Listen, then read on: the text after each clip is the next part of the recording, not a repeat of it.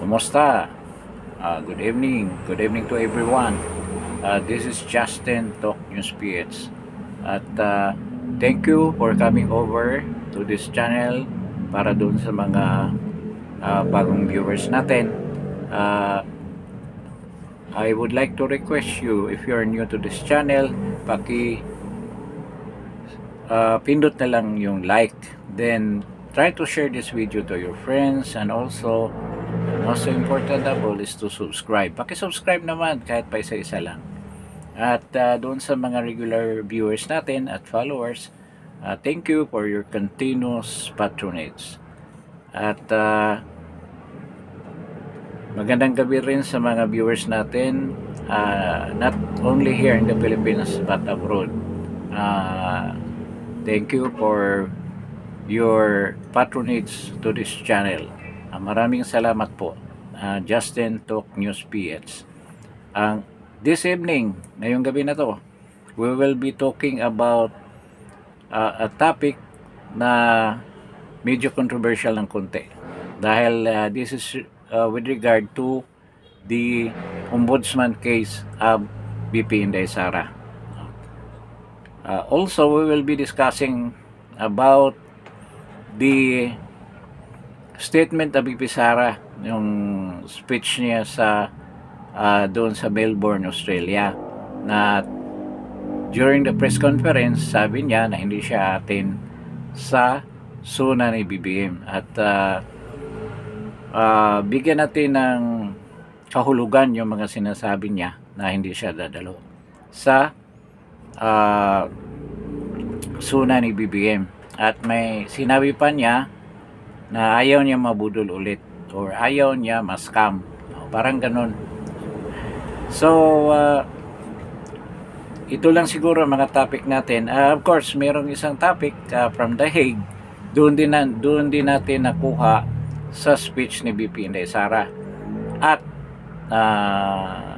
itong development na to with regard to the case of PRRD sa The Hague. Kung ano ng ibang gagawin ang actually this is not a defense team dito sa ibang abogado ito na gustong magsampa ng kaso para sa kapakanan ni PRRD. Ngayon, i-discuss din natin yung ano kaya ang nandoon sa mga redacted na information na nandyan sa interim release ng interim release para kay President Duterte. Anong content, particularly kung anong bansa ang nakalagay doon. Ito, bulong-bulungan lang. Actually, this is not confirmed, but merong katotohanan din siguro. Dahil yan ang bibigyan natin ng reason or bigat kung bakit kayang yan ang bansa na posibleng mapupuntahan ni President Duterte.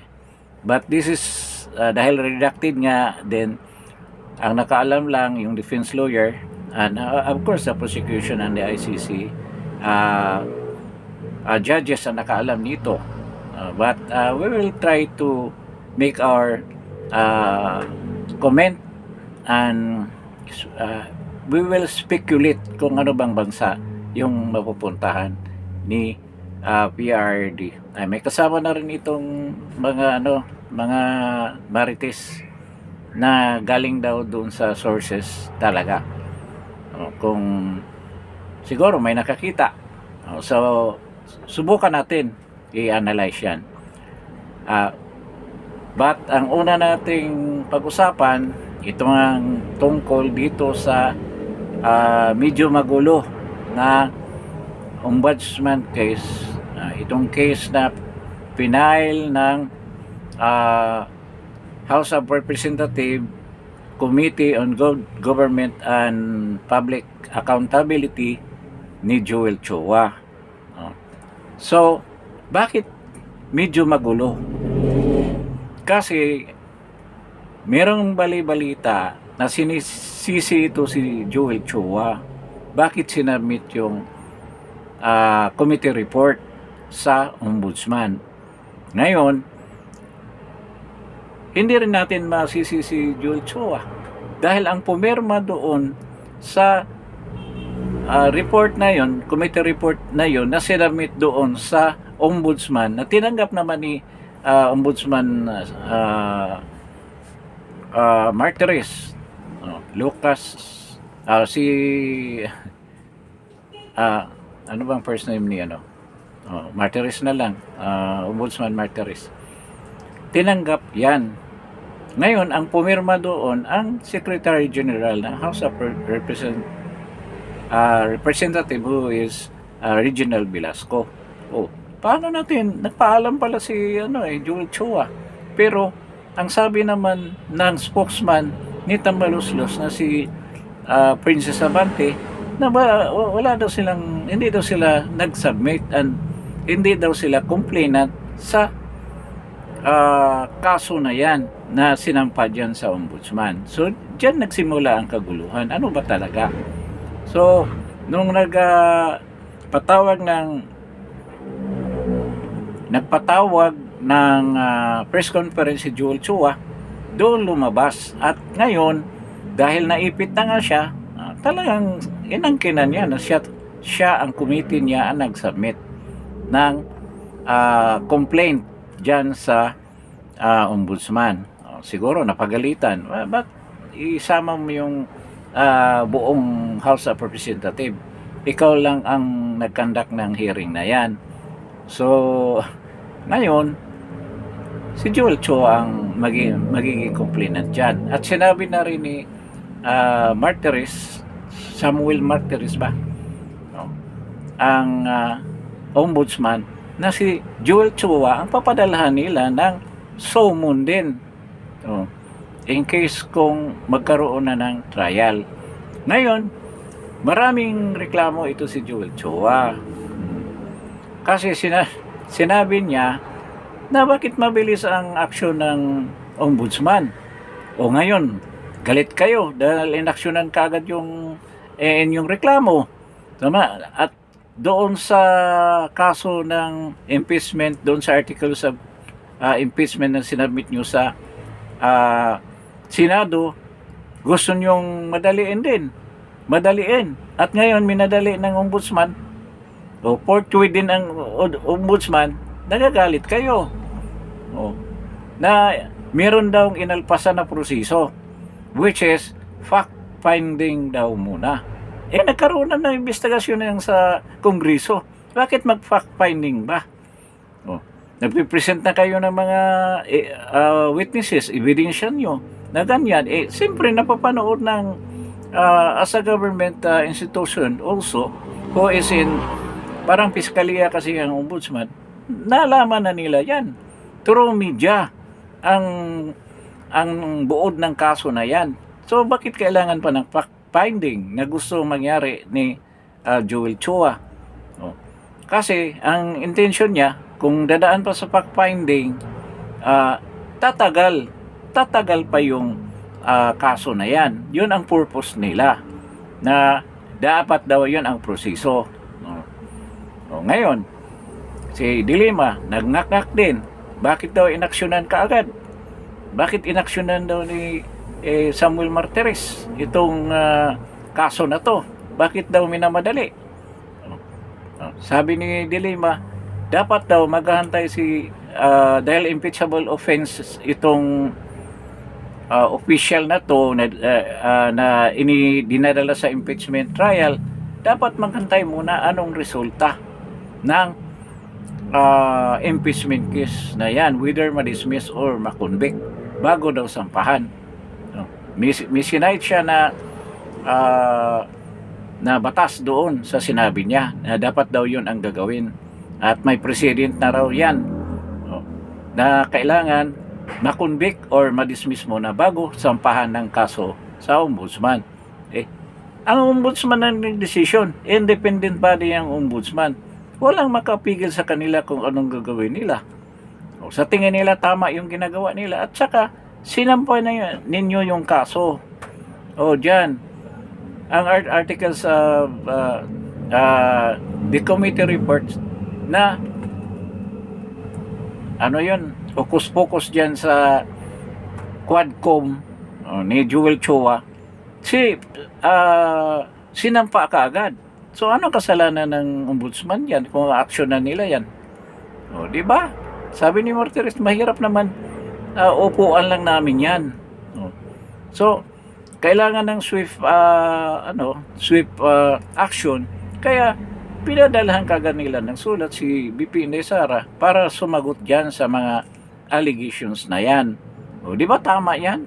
O, si Dilima, maraming sinasabi na kung sigurado akong narinig yan ni Ombudsman Martires. Pinaratangan niya si Martires na kaya minamadali ito ni Ombudsman Martires dahil matatapos na siya by July 27 ang kanyang pagiging ombudsman. O, minamadali ito. O, at saka meron pa siyang duda dahil nga daw appointed ombudsman ito ni President Duterte. O, kaya ganun daw ang aksyon. Natatakot daw sila dyan sa ginagawa ni Ombudsman Martires. O, bakit matakot kayo kung yung kaso nyo malakas at merong ebidensya? O, yun ang problema. Dahil nga yung sinabmit ni Joel Chua na kaso doon, yung committee report niya, walang nakalakip na mga ebidensya. I don't know kung tatanggapin pa ba yung ebidensya niya ng ombudsman. Baka sabihin, bakit ganyan naman sa dapat magsampa ka, may kasama na talagang ebidensya dyan sa kaso ng sinampa mo. Paano yan ma-evaluate, ma-imbestigahan ng isang korte or ombudsman or ang piskalya kung wala kang nakalakip na ebidensya dyan sa mga accusations mo? Kaya sasagutin yan ng mga abogado ni BP Inday Sara.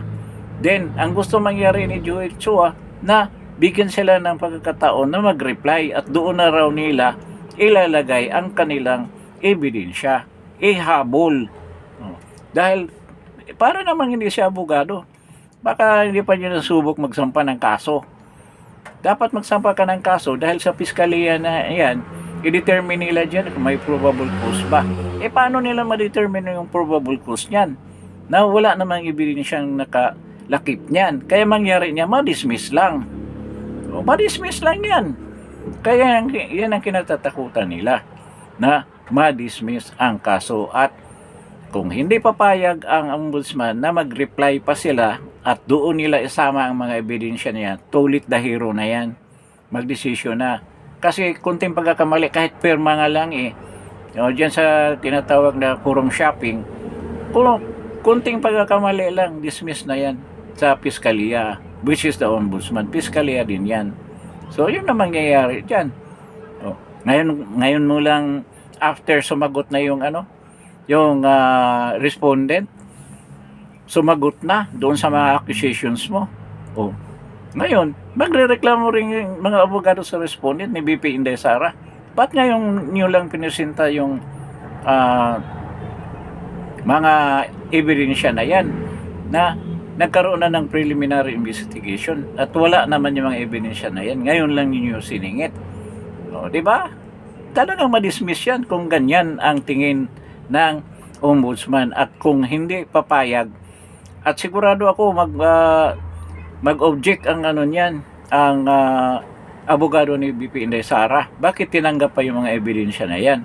Na dapat doon pa sa unang sampa ng kaso, nakasama na yung mga ebidensya na yan at hindi nakasama.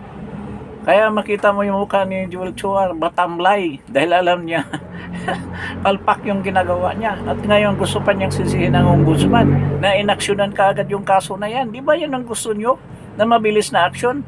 Kaya nga pa na yung reklamo niyo dyan sa impeachment case ni BP Inday Sara na dinidelay ni Escudero. Ngayon, na binilisan yung Ombudsman Martires, nagrereklamo kayo.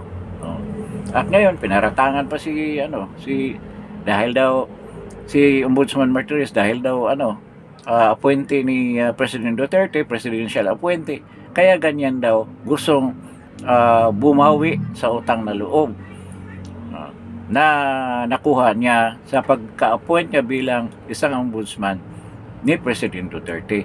O dapat ba gagawin ni Samuel Martires yan? Na paano ba yun sabihin? Na susuklian niya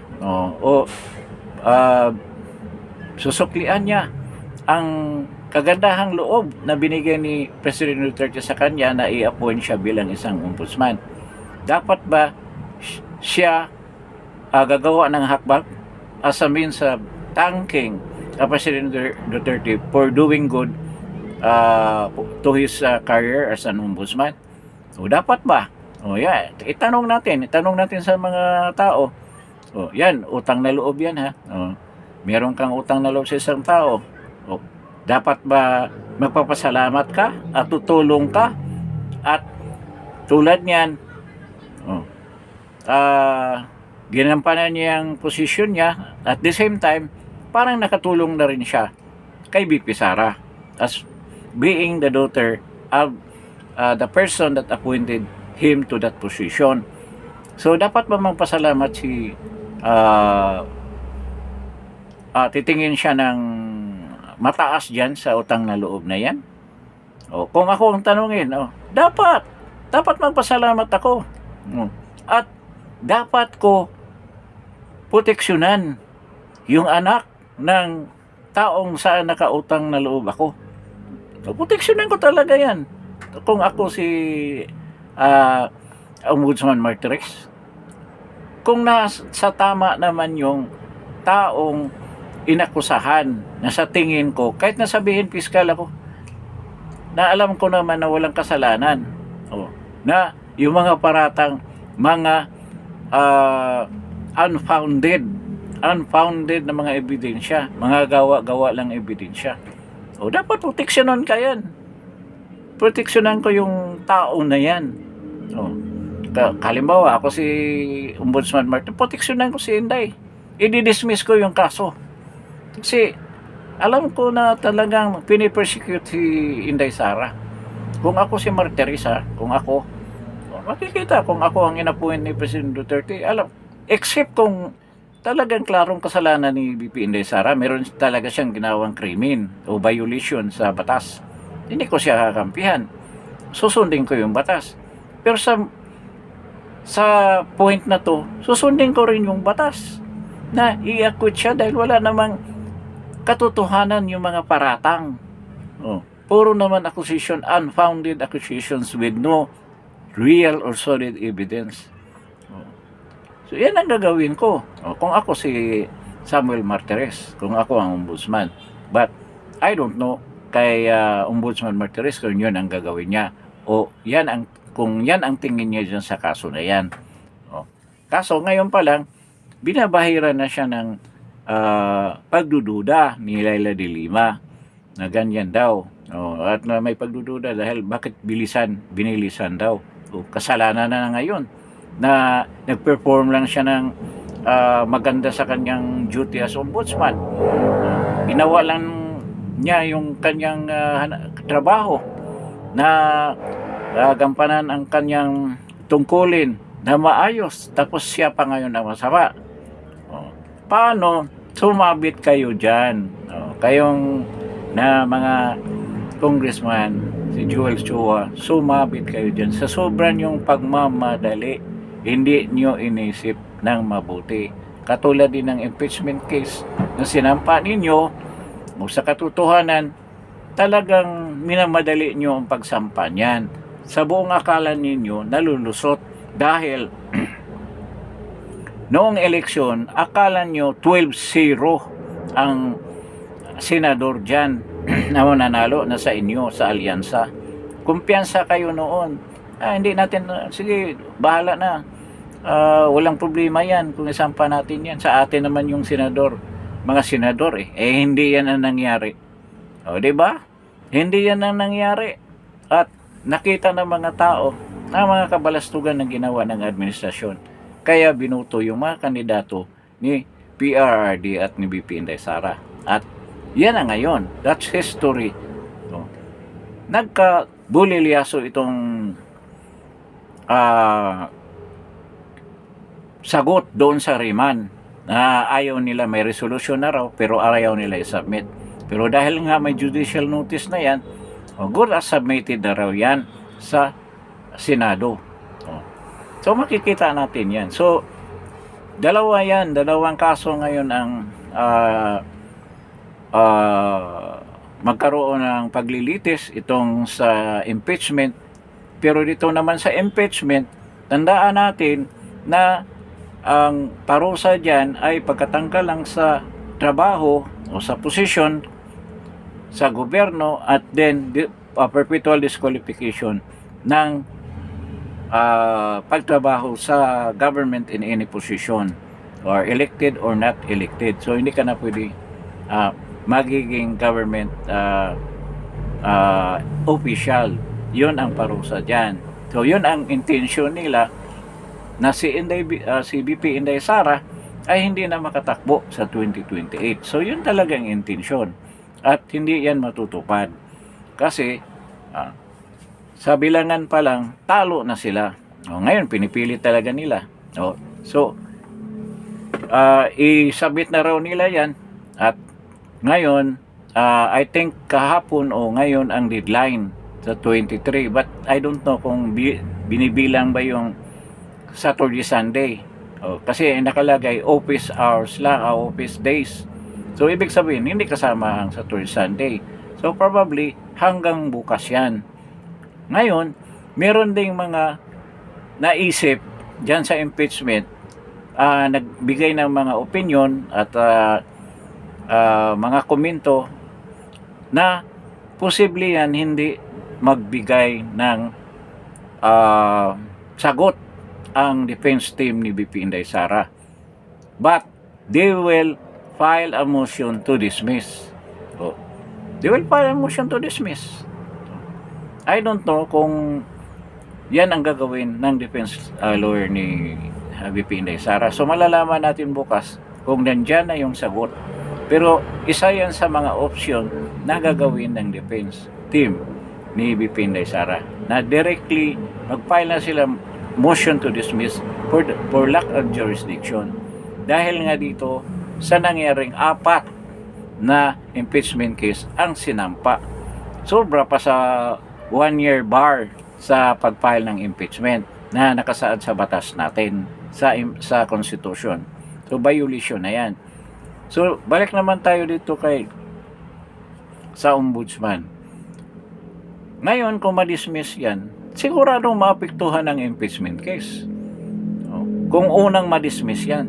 Kasi nagkaroon na kagad ng preliminary investigation. Pinasasagot si BP Inday Sara within 10 days. 10 days, mga 28, 23, mga 25, 26. Kailangan matanggap na nila ang sagot. Ngayon, kung hawak na nila ang sagot, i-evaluate na ng mga piskal yan kung may probable cause ba, para kung merong probable cause pwede na nilang isampa sa sandigan bayan. Kaya para nga silang piskalya, so isampa nila yan kung merong probable cause. Ang problema, walang nakalakip na ebidensya. Ulitin ko nga, kung ihabol ni Joel Chua ang ebidensya, mag-o-object yung mga defense lawyer ni BP Inday Sara. Paano na yan? Hindi tatanggapin yan. Patay na kayo. Automatically dismiss na. So ngayon, ano mangyari diyan sa impeachment case? Madi-dismiss din yan. Di ba? Kasi ang ombudsman na mismo criminal case ang sinampa dito sa ombudsman. Hindi lang ang may kasamang kulong yan kung maprubahan, ma-convict. So paano ngayon yan? Maapektuhan ang impeachment case. Yun din ang isa sa mga depensa na gagawin ng mga defense lawyer ni BP Inday Sara na bakit ipatuloy pa natin itong impeachment? Dapat i-dismiss na yan dahil mismong ombudsman hindi dinismiss na yung kaso na yan. Yung mga accusations na yan, dinismiss na. bakit pag-usapan pa natin? Yon. Medyo sumabi talaga ang mga congressman dyan sa sobrang pagmamadali. Sa sobrang si Joel Chua galing unang araw nang nag-report siya, yan din ang ginawa niya. Nakita mo yan? Nagsampa ng kaso, walang ebidensya. So, sabit siya dyan. So, obserbahan lang natin ngayong mga ilang araw kung ano mangyayari. Anong development. Pero sa tingin ko, ma-dismiss yan, yung kaso na yan.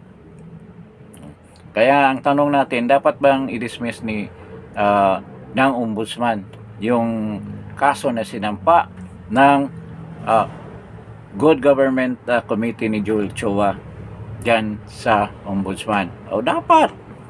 Dapat i-dismiss yan dahil walang ebidensya. Okay. So dito naman tayo sa pangalawa nating topic, itong speech na ni VP Inday Sara na tinanong siya.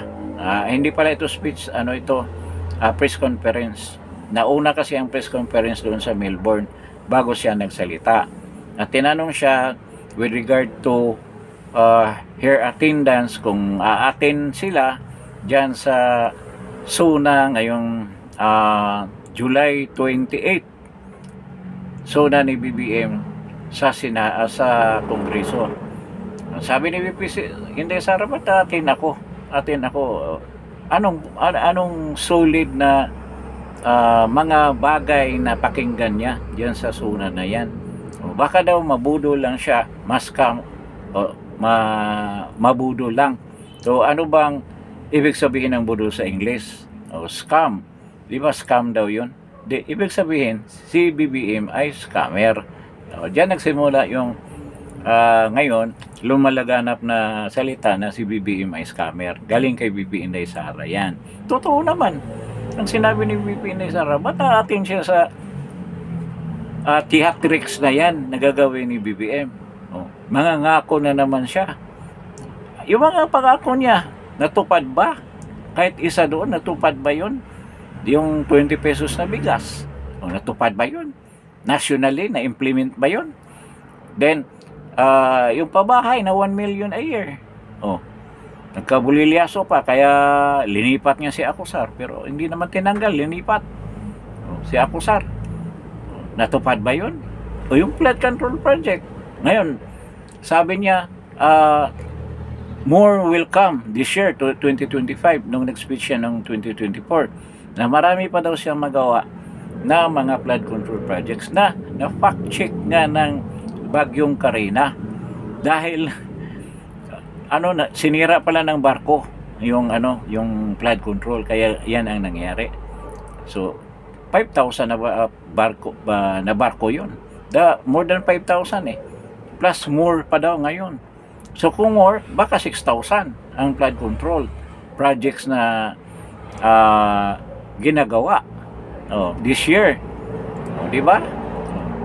So ano kayang isip niya yung paglilinis ng kanal, flood control na yun. Paglilinis ng estero, flood control na yun. So binilang nila as 1. Kaya umabot ng 5,000. Yung pag-aalis ng basura diyan sa mga ilog natin, doon sa mga bayan, mga syudad, flood control na yun.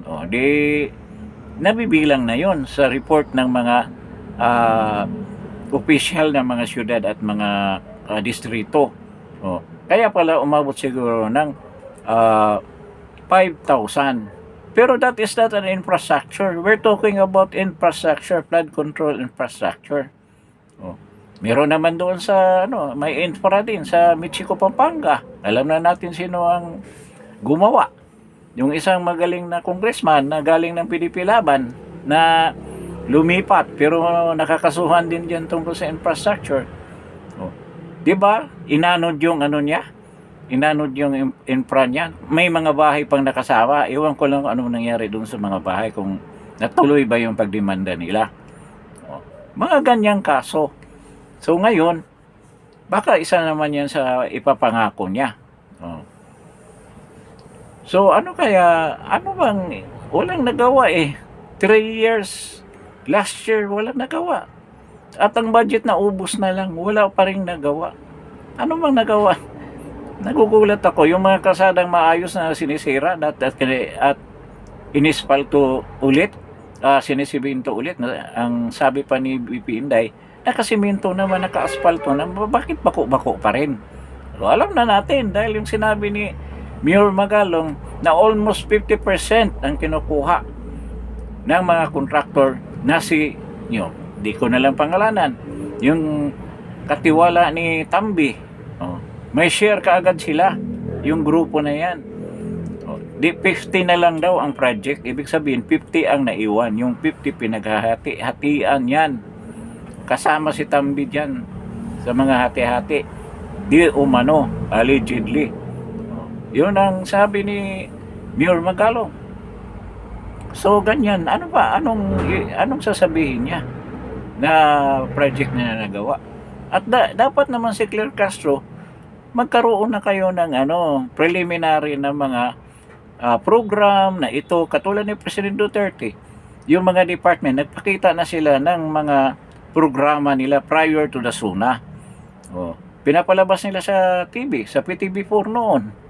Pinapalabas nila yung mga ongoing project saka finished project para ang presidente hindi na mahirapan mag-explain during the SUNA at nakikita ng mga tao yung accomplishment. Pero ang PCO mahirapan ngayon, wala silang may papakita wala silang video mapapakita. Noong ginawa yan dahil sa sobrang dami ng mga development projects na nagagawa ni President Duterte sa isang taon at hindi kaya niyang isama lahat sa SUNA. Kaya nga, tinanong si President Duterte noon, ano bang mga projects na natatapos? Ang sagot ni President Duterte, magtingin-tingin lang kayo sa paligid ninyo, may makita na kayo diyang infrastructure project. Ganyan karami ang project na ginawa. Malala yung mga bypass road na ginawa ni Mark Villar from Ilocos hanggang Bicol hanggang pababa, ang daming mga proyektong ginawa. Ngayon meron bang ganyan? Yung mga island na walang mga puerto, ginawa ni President Duterte lahat yan. Kulang pa nga yung panahon. At ito nga, nakaka-inspire yung sinabi ni BP Inday Sara, na sa tingin ko isa yan sa mga big ticket project niya, yung paggawa ng mga tulay between islands. Kasi may tagline na kagad siya, the Philippines, a country of bridges. Nakita nyo? Ngayon pa lang, 3 years pa up to his presidency, to her presidency in 2028. Kung harinawa na maayos ang lahat at walang mangyaring obstacle dyan sa ambisyon natin na maging maayos naman ang pamumuhay at ang kalagayan ng Pilipinas, at magsisimula yan sa infra development projects. At yung sinabi niya, sipin mo yung mga kung matupad yan, bridges crossing across islands, across seas, connecting islands. Napakaganda niyan, ang mobility ng tao, ang negosyo, ang trade, ang mga agricultural products, hindi na mahirapan ng mga magsasaka to move their products from one place to another kung nasaan ang demand, nasaan ang consumer demand. Sasakay ka lang ng truck, kakarga mo lang dyan mga goods mo, pagsabihin mahal ang doon sa Cagayan de Oro, kung galing sila ng Cebu, biyahe lang sila through those bridges. Nakikita mo yung concept na yan, maganda yan. At sa tingin ko, gagawin ni BP Inday Sara yan. Pwedeng hindi matatapos yan during her regime, pero maganda yan kung sisimulan. Talagang big boss yan sa ekonomiya, lalo na yung mga provinces na medyo naiiwan economically at sa development, medyo naiiwan dahil nga walang matinong transportation. Ito na lang yung pagkasira ng San Juanico Bridge. Ngayon ko lang nalaman, isa lang pala ang tulay dyan. Isa lang ang tulay. Yun lang ang daanan. galing ng Samar papuntang Tacloban. Paano yung ang daming bumibiyahe dyan ng mga malalaking truck papunta ng Mindanao?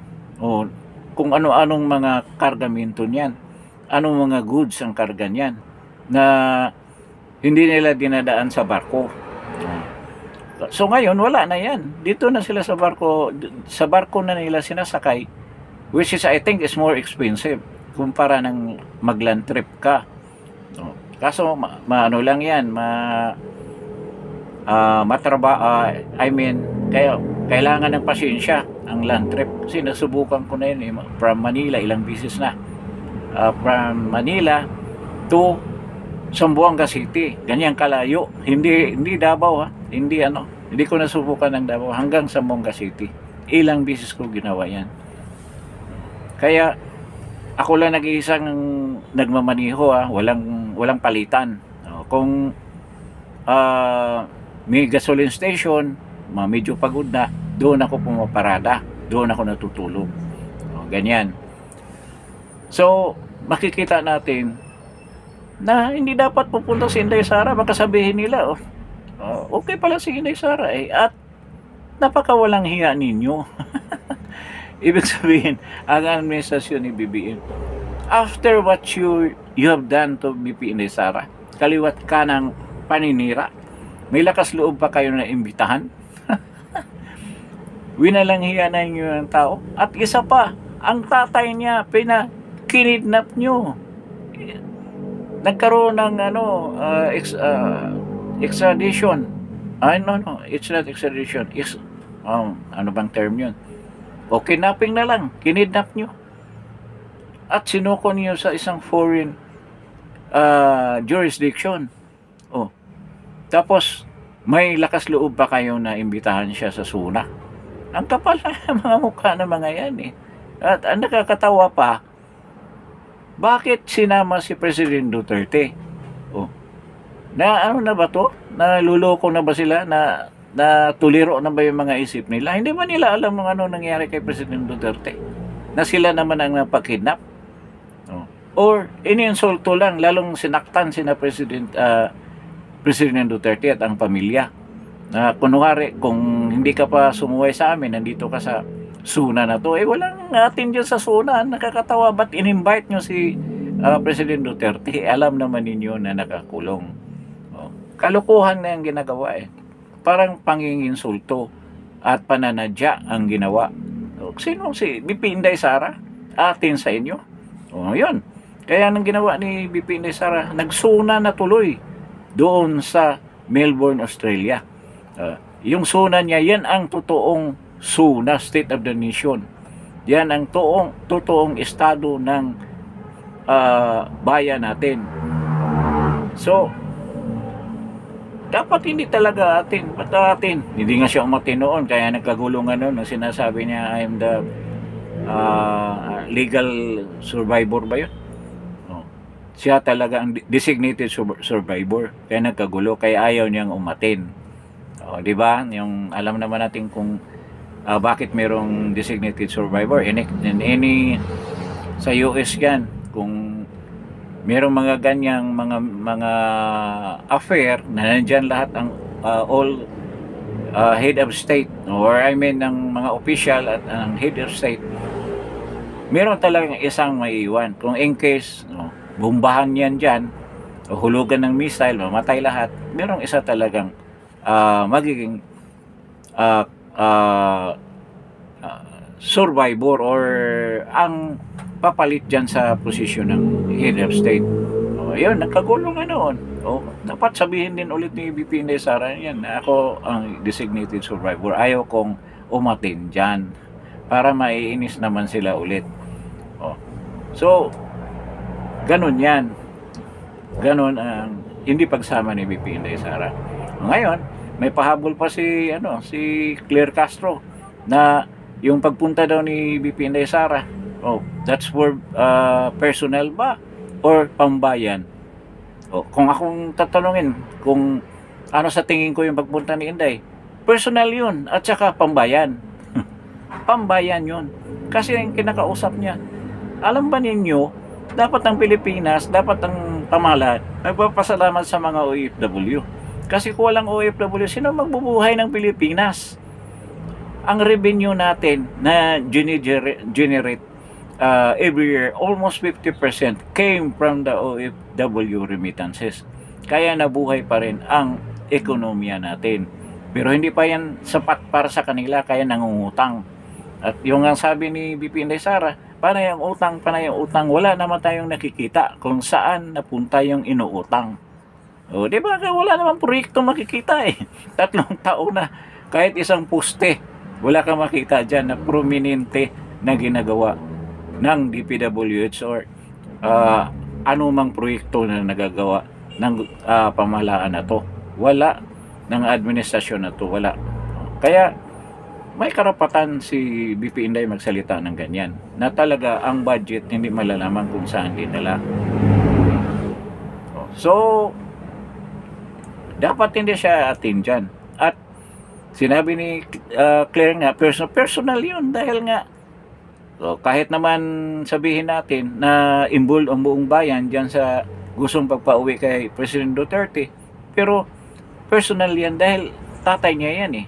Personal yan at pambayan, at dapat kausapin talaga ang mga OFW with regards to national matters, dahil nakita mo naman kung anong mga tulong na ginawa nila. Kahit na yung mga OFW natin ay hindi naman talaga tinutulungan ng gobyerno ngayon. Tulad nitong repatriation. Ang daming nakakulong na dyan. Hindi na makalabas yan. Dyan sa Iran, ang daming mga Pilipino migrants dyan, na mga Iranian na rin. Pero yung iba talagang nagwo-work lang dyan. Yan, makukulong sila dyan. Hindi sila makalabas dyan. Kung magkaroon ng full blow na gera dyan, marami talagang Pilipino dyan na magiging biktima. Kaya the way out lang dyan, ang border sa Turkey, which is still open right now. Pero ang problema, maglalakad kang napakalayo. Marami mga British nationals na half Iranian, half British, naglalakad sila papunta doon sa border ng Turkey. Dala-dala nila yung mga suitcases nila. Kasi yung mga kotse nila, iniiwanan na nila sa border. Yung may mga sasakyan. Pero yung iba naman, talagang yung mga anti-Kamini, umaalis sila dyan. Sabi nila, babalik na lang kami kung matanggal na yung pamahalaan na yan. Sobrang anti-democratic nga. So yun ang mangyari. Ang mga Pilipino wala pang naglalakad. I don't know ngayon, kasi maraming tao na naglalakad palabas ng Iran, palabas ng Tehran. Palabas na sila kasi they're expecting na lulubha pa yung gulo dyan. At nakakatakot yung mangyari sa kanila, yung nangyayari sa Gaza, na halos maubos ang mga tao dyan. Buti naman sa Gaza walang mga Pilipino hindi umalis. Talagang umalis na sila bago mangyari yung gulo. Pero ngayon, makukulong na sila dyan. Ngayon, mang pamahalaan, walang ginagawa. Paano na lang kung tutuparin ng Iran yung pangako nila na gaganti sila? Ilan ba ang mga base ng Amerikano dyan? Meron sa Qatar, meron sa Saudi. Kung yan ang patamaan nila ng ballistic missile, maraming madamay ng Pilipino dyan. So dapat ngayon pa lang, i-extradite na sila. Pero dahil nga walang kaalam-alam itong Pangulo natin, baliwala lang. Gusto niya magtago na lang yung mga OFW natin. Hahanap ng paraan na hindi sila madisgrasya. Yan ba ang tamang actuation ng isang presidente? Nakakapagod na mag-ano sa kanya kasi inefficient, napaka-insensitive. Tapos yung sabi ni Claire Castro, ano ba yan? Pang personal ba yan o pambayan? Anong ginawa ni BBM doon sa Japan? Pambayan ba yun? Or pang personal lang? Or pang pera? Or pang pasya lang? Pagdating dito, meron daw pledges. Pledges? Ilang beses na yung sinabi tuwing lumabas ka, may pledges. Pagdating dito, hindi naman nagmaterialize. Kung nagmaterialize pa, pinagyayabang na ninyo ng gusto yan. Kaya wala wala talaga. Hindi marunong maging presidente sa salita pa ni BP Inday Sara. So ngayon, ito nga sa totoo lang, itong napakalaking problema na hinaharap natin ngayon, itong gulo sa between Israel and Iran, lalo nang sumama na ang US, though ang China nasa gitna lang. What I don't know, yung ambassador ng Iran nasa Russia, at si Putin nagsasalita na rin in favor of the Iranian government. Meron siyang gusto niyang susuportahan ang Iranian government. So lulubha pa yung gulo na yan. At ngayong hapon lang may balita na sinasara na yung Strait of Hormuz, kung saan dumadaan yung mga tanker after magkukuha ng oil from sa area na yan. Hindi na makakapasok dyan kung isasara ng Iran kasi matatarget pa rin nila ng mga missile yan eh. So mangyari niyan, tataas ang presyo ng gasolina, tataas ang presyo ng oil components lahat. Sino magsasuffer? Tayo. Naalala ko yung way back 1960s, yung gera between Egypt, Israel, pinagtulungan siya. Ganyan, nagkaroon din ng oil,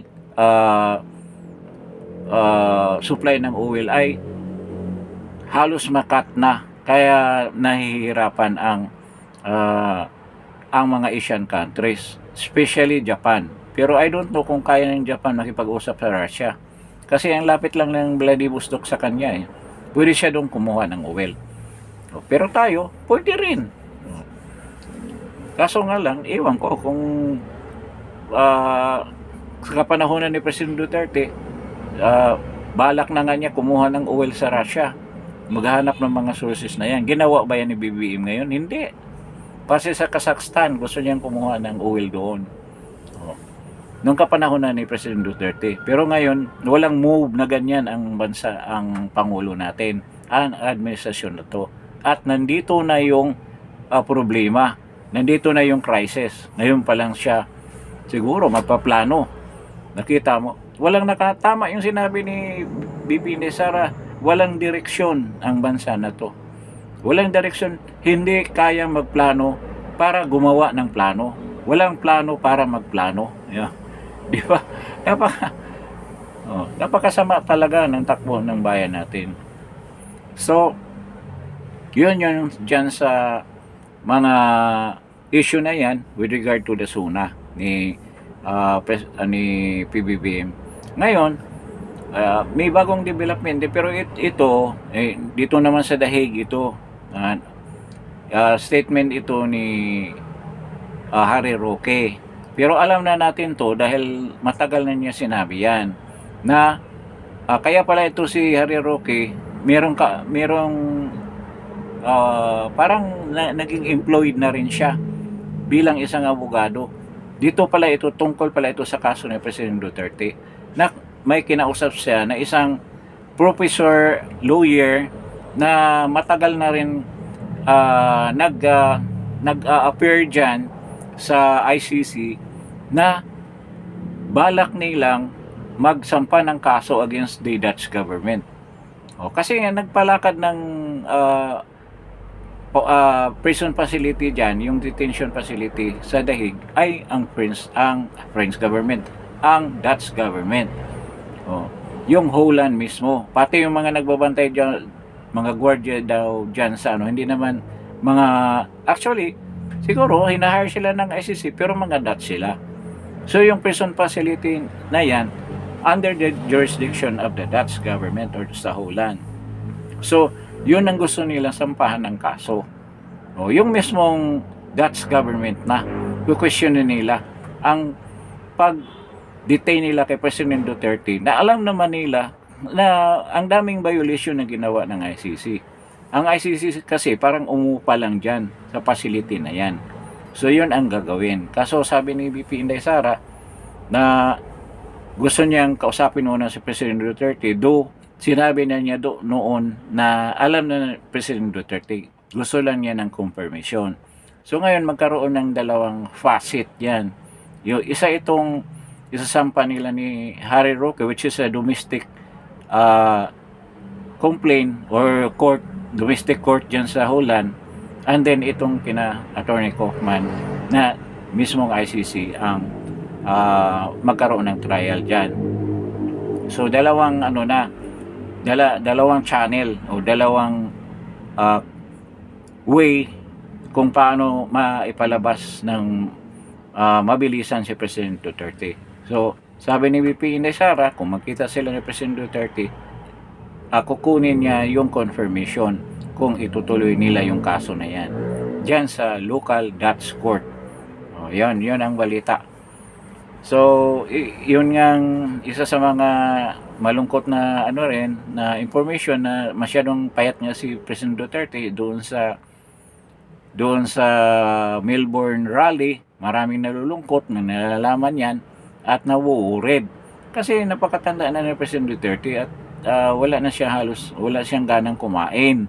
Kaya sabi ni VP Inday Sara, ngayon ko lang siya nakita na ganyang kapayat, kahit na noong hindi pa siya naging presidente, kahit na nung hindi pa siya mayor, ngayon lang daw niya nakita na ganyang kapayat. So very alarming yun. Very alarming. Ano kayang mangyari kung may masamang mangyari sa kanya? Di ba? Hindi kaya tayo magwawala lahat ng mga Pilipino na hindi naman siya na darating harinawa, hindi naman darating na ganyan na masadlak sa ganyang sitwasyon kung hindi pa siya kinidnap ni BBM. Di ba? Hindi kaya magwala ang mga tao. Sabagay, bala pong i-vlog din yan tanungin ko yung mga tao kung ano sa tingin ninyo. So that will be subject of another episode na gagawin natin dito sa Justin Talk News PH. So ito nga ang mga balita na doon sa pagbisita ni VP Inday Sara sa Melbourne, Australia. At dito naman sa mga marites lang siguro ito na yung redacted, yung tinakpan na mga bansa kung saan ang isa nagbigay ng assurance na talagang tatanggapin nila si President Duterte. Nag-assure talaga sila na tanggapin namin si President Duterte at gusto namin siyang alagaan dito sa bansa namin kung magkaroon na kayo ng desisyon na magkaroon ng interim release. At ito, lumabas nga yung mga kwento-kwento na totoo pala yung unang lumabas. I don't know kung totoo. Na sa Japan daw yan, ang bansa na yan nagsalita ng ganyan. So marami naman tayong makukuhang reason in the past kung gaano ka-close sino ba yung dating presidente na pumunta pa sa bahay ni President Duterte na hangang-hanga siya sa simplicity ng pamumuhay ni President Duterte at hindi siya makapaniwala that even daw yung mga minor na mga government officials sa Japan hindi daw maaaring tumira sa ganyang klaseng bahay. Nung nakita niya yung may kulambo pa yung yung higaan, naiinsulto daw siya at nasaktan daw siya sa sarili niya na kaya ko palang mamuhay ng ganito, kaya kong mamuhay palang ganito, hindi yung buhay ko na sobrang rangya kasi napakalaki ng sweldo ng mga opisyal, lalo na siya na Prime Minister. Sino ba yan? Prime Minister Abiy na napaka-close niya lang kay President Duterte sa sobrang niyang paghanga. Yung minorder na presidente sa Prime Minister ng Japan. So may history talaga na maganda ang relation with regards to President Duterte and some officials of the Japanese cabinet or Japanese government. So there is a big possibility na doon talaga pupunta si President Duterte, and they are the one who assured ICC na tatanggapin nila si President Duterte at sila ang magbabantay diyan kay President Duterte. Pero as a sign of gratitude siguro, dahil ang Davao almost ang daming projects diyan, lalo na yung JICA, ang daming projects diyan sa Davao Meron na silang projects din, yung binubutasan yung bundok, underground passage. Sila ang gumawa niyan. Ang daming ginawa ang JICA diyan sa, so hindi unusual kung ang Japan ang bansa na yan na a-adapt kay President Duterte sa interim release niya. Hindi ako gaanong sa Australia, na kasi hindi naman Asia ang hindi naman Asian looking. Dito lang sila, halos dito sa vicinity ng Asia, pero they're not Asians. Hindi katulad dito kay President Duterte. Though medyo malamig din ang Japan, pero hindi kasing lamig siguro. Baka sa southern part o sa Okinawa sa ilalagay na hindi na ganong malamig. Kasi yan ang major complaint ni President Duterte, na mahirap tumira talaga sa dahig. Sa totoo lang, napakalamig dyan. Nung kapanahunan ko, mas malamig pa nga yung napuntahan ko dahil offshore ng Norway. Isipin mo, titira ka ng offshore ng Norway. Malapit na sa Greenland, doon kami. Pero nasa kami, sa isang lugar sa Jennifer, kung alam niyo yung Jennifer, yan the biggest rig station ng Atlantic Ocean. Parang city na yan pero nasa offshore, nasa offshore, para doon sa nag-work sa oil industry. Napakahirap dyan, 5 days lang ang working hours dyan. Magugulat ka at sobrang lamig, grabe ang lamig, tindi. Tinitiis ko nga lang dahil trabaho but yung mga lugar niyan sobra talaga ang lamig, lalo na dyan sa offshore ng Norway nga. Ngayon yung North Pipeline ngayon, yung pinasabog ng mga CIA lang yata ng pasabog niyan, yan kasama ako dyan, North Pipeline. Ngayon dito nga, yan ang mga haka-haka na lumulutang ngayon dyan sa sa country na mag-adapt kay President Duterte. Maganda sana kung sa Japan. Alam naman natin kung gaano kasinsiro yung mga Japanese. Maasahan sila. At maganda nga ang relation ni President Duterte with some officials of the Japanese government until now. Kasi nandyan pa yung iba yung mga tauhan ni Prime Minister Abe. Sigurado ako. So malaki ang, sa kutob ko, malaki ang possibility na kung matuloy itong interim release ni President Duterte, at ang sabi ni BP Inday Sara, there's a may definitive answer si BP Inday Sara nang tinanong kung gaano katagal. Sabi niya, it's not a matter of weeks but months. But I think, sabi niya, before the confirmation hearing in September. So nagmamadali din yung sina Attorney Kaufman na maganap yung interim release na yan. So we're expecting siguro kung before the confirmation hearing, which will be held on September, baka naman by itong next month, July or August, ma-release na siya. So malaking kasiyahan yan sa atin na ganyan ang mangyari kay President Duterte. At kung sa Japan siya tutuloy, di na siya magproblema ng mga Asian food. Yun ang kagandahan dyan. Kasi ngayon, problema sila sa pagkain. Si President Duterte mapili na pagkain. Ayaw niya ng mga western na pagkain, continental. Gusto niya na Filipino culture, ang culture ng pagluluto, or Asian na recipes ang gusto niya. Kung nasa Japan siya, siguradong mga ganyan ang pagkain. Kasi Asia rin yan kahit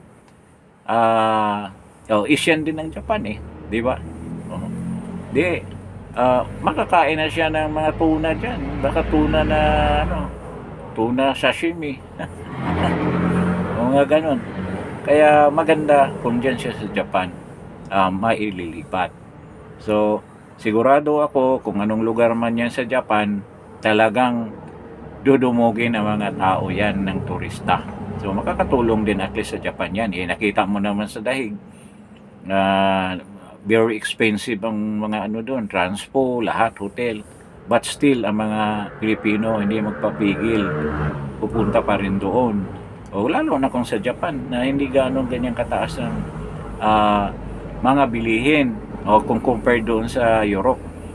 At nakita natin yung rally sa Australia, grabe, ang daming tao. Coming from New Zealand pa ngayong iba. Hindi na natin sabihin yung taga UK, mga milyonarya yun sina galing US, mga milyonarya yun sila. Kaya kaya nilang bumiyahe kahit saan. Kahit saan lugar para lang magpakita ng suporta kay President Duterte at kay VP Inday Sara. At yung rally nung sa Melbourne, halos lahat ng may representation. Even Tasmania. Doon sa isla ng Tasmania, meron pang dumating dyan. Taga Perth. Sa Queensland, yung Brisbane. Then Sydney, of course. Sa sa Victoria, ang daming dumating doon, umatin sila. Nakita natin kung gaano ka-concern at ang total support ng mga OFW kay President Duterte at kay VP Inday Sara. At dyan, takot sinatambaluslos. Kasi ngayon pa lang, nagpapakita na ang mga OFW ng total support kay VP Inday Sara after na dinaya yung mga kandidato nila Duterte dyan sa election na nakaraan na naluko. Ito nga isa sa mga diniscuss ni VP Inday Sara kasi may isang foreigner nagsisigaw na kung anong solusyon ang gagawin dyan sa pandaraya sa eleksyon. Sabi VP Inday Sara, mga senators ng Duterte Bloc are will check or will make a solution to that problem. Siguro ituloy itong hybrid elections kasi na-mention din ni VP Inday Sara si Amy Marcos na alam naman si Amy siyang isa sa mga proponent yan sa hybrid elections na dapat susundin ng COMELEC. Sana magiging batas yan at sa tingin ko dahil nga sa nangyari nung nakarang election matutuloy na yung hybrid elections at sabi ni VP Inday Sara gusto nilang i-implement sa BARM election. I-implement yan. Parang pilot project nila para makita kung ano bang anong gusot o anong dapat ayusin sa binabalak nilang hybrid elections. Alam naman natin yung hybrid. Si Glenn Chong magaling dyan sa hybrid election. So, yan lang ang mga latest nating balita at kinakomentuhan natin dito sa Justin Talk News PH. Siguro sa episode na to medyo mahaba na yung discussions natin, but we're always updating, ina-update natin ng mga pangyayari na dumarating everyday dito sa ating bansa. And I'm happy na ibabalita sa inyo at bigyan ng komento at opinion with regards to the topic at hand. At itong mga pangyayari na to ay sa tingin ko it will turn out okay para sa ating sinusuportahan na si VP Inday Sara. So with this, maraming salamat for supporting this channel, for visiting this channel at doon sa mga bagong viewers, kindly subscribe at pakipindot din ang notification bell para anytime na meron tayong bagong episode may inform kayo kaagad. And then paki-like naman and share this video to your friends. So with this, maraming salamat sa pagdalo ninyo dito sa Justin Talk News Page. Good evening sa inyong lahat at God bless you all. Maraming salamat po.